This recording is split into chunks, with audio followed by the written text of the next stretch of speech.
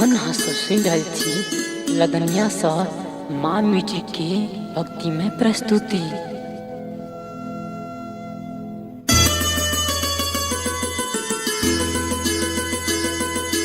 राम लखन सन पाहुन जिनकर सीता सन जिनकर बेटी। राम लखन सन पाहुन जिनकर सीता सन जिनकर बेटी।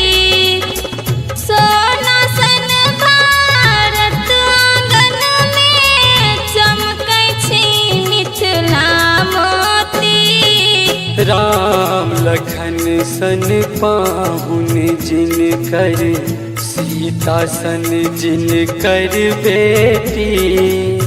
सोना सन भारत आंगन में चमकै छै मिथिला मोती।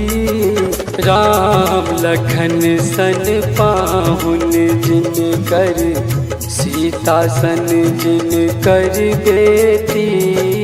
राम लखन सन पाहुन जिनकर।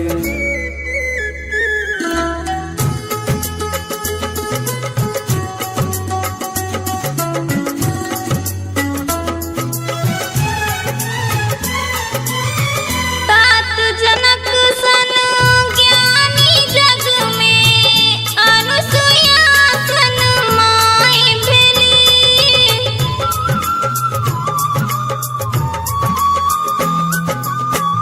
ब्रह्मा विष्णु स्वयं शिव शंकर शिशुअन गोद खेलाइत छला। भाल तिलक लय जहिरज कन सा सुर नर मुनि ललचाइत छला। यो वेदक धुन गुंजै कन कन में धधकै छल अगनिक ज्वाला। यो वेदक धुन गुंजै कन कन में धधकै छल अगनिक ज्वाला। सोना सन भारत आंगन में चमकै छै मिथिला मोती। राम लखन सन पाहुन जिनकर सीता सन जिनकर बेटी।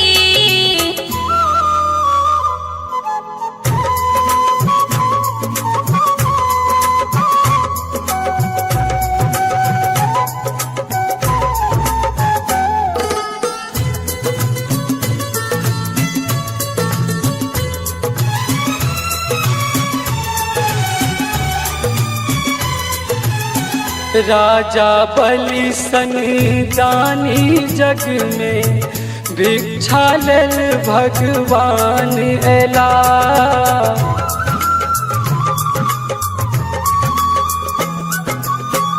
चक्र प्रयाग अनुपम तें शिव पूजी मान भेला। रघुकुल भूषण विद्यापति जी के कविता चतुर सुजान भेला।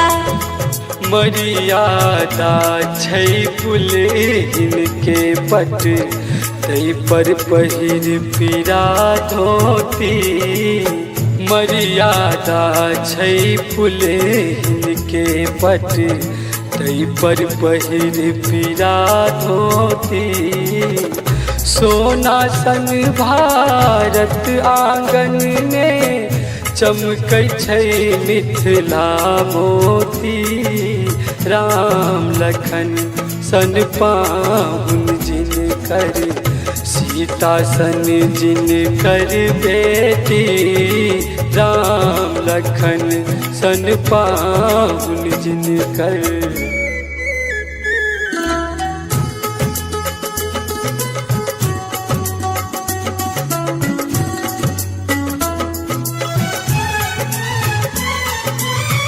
रेहुला बिहुला चौठी चंदा पूजत घर घर नर नारी।